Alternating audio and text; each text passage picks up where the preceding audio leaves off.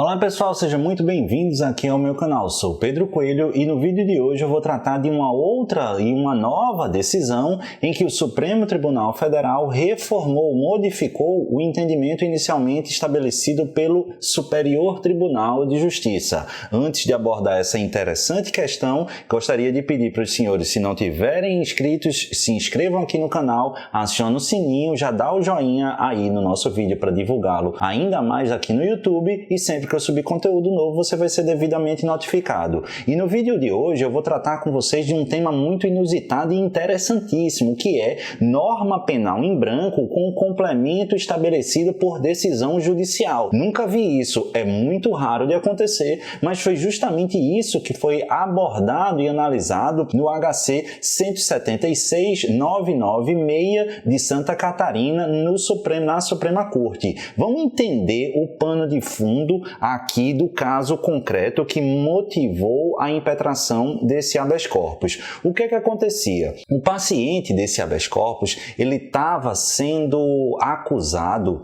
da prática de contrabando. E por quê?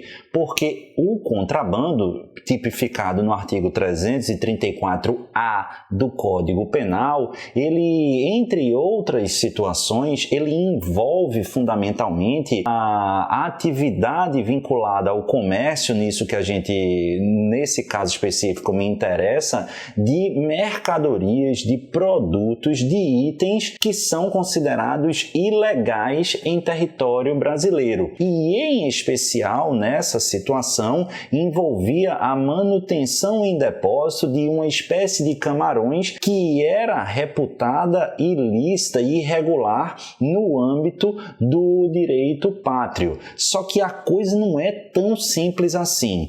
O Ministério Público acusou desse assistido, desse cidadão, ter incorrido na prática do crime do artigo 334-A, parágrafo 1º, inciso 4º. Eu vou pedir até licença aqui para ler e façam o mesmo para a gente entender o que é que diz esse dispositivo. Vem aqui comigo.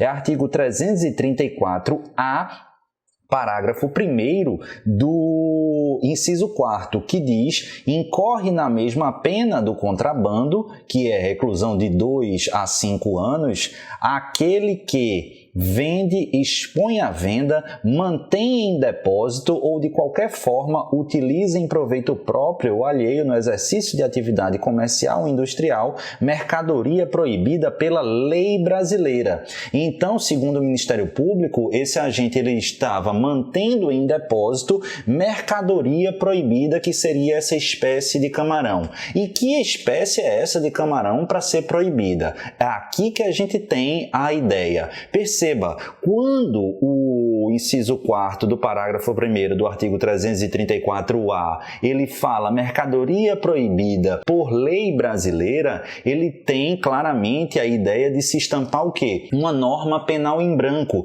Lembrando sempre das lições de Bidding. O que é uma norma penal em branco? É um corpo errante em busca de uma alma. Que coisa linda, poética e assustadora. Mas qual é a ideia aqui? É justamente que para ter sentido esse tipo penal, ele precisa de um complemento. E segundo a estrutura típica aqui, esse complemento, que é uma norma penal em branco, visando ser complementada por outro instrumento normativo, é justamente uma lei estrito sensu, uma lei brasileira. É muito claro a redação do artigo 334, parágrafo 1º, inciso 4º. Beleza? 334-A.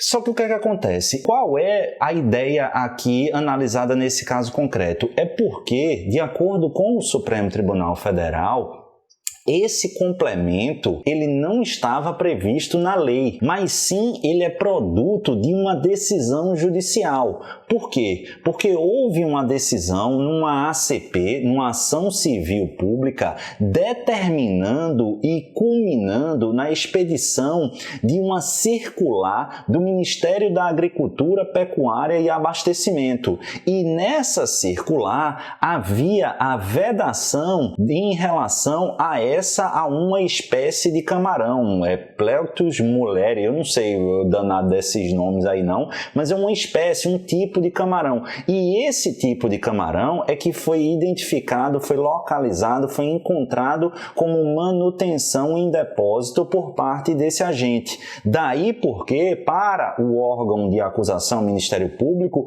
ele estaria incorrendo justamente nessa ideia, nesse crime aqui, equiparado ao contrabando, do artigo 334-A, parágrafo 1º, inciso 4º.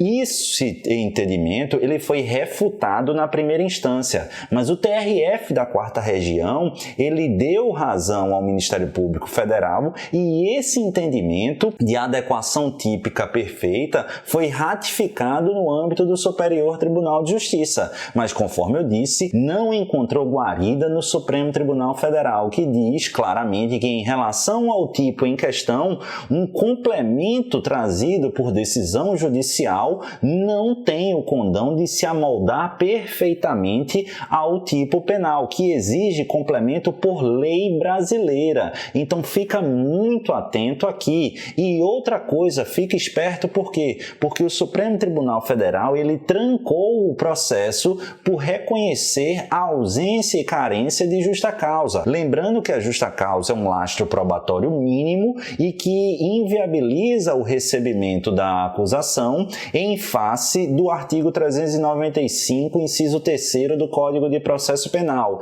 E na análise da justa causa, aponta a doutrina, é preciso compreender e verificar lastro em relação à tipicidade, à punibilidade e à própria viabilidade, ou seja, existência mínima de lastro relacionado aos indícios de autoria. E no caso concreto, não há mínimo lastro, de acordo com o STF, em relação à tipicidade. Por quê? Porque não há adequação típica da conduta, adequação formal da conduta ao tipo penal, já que a vedação foi veiculada em uma circular de um ministério determinada e produto de uma decisão judicial, não atendendo, pois, a esse requisito da norma ou da lei penal em branco. Beleza? Tema muitíssimo bacana, muitíssimo interessante e delicioso para cair na sua prova. Muita gente vai errar, mas tenho certeza que se isso cair na sua prova, lembrando desse vídeo, você não erra mais. Um beijo no coração, fiquem com o Papai do Céu e até o próximo vídeo. Valeu, pessoal!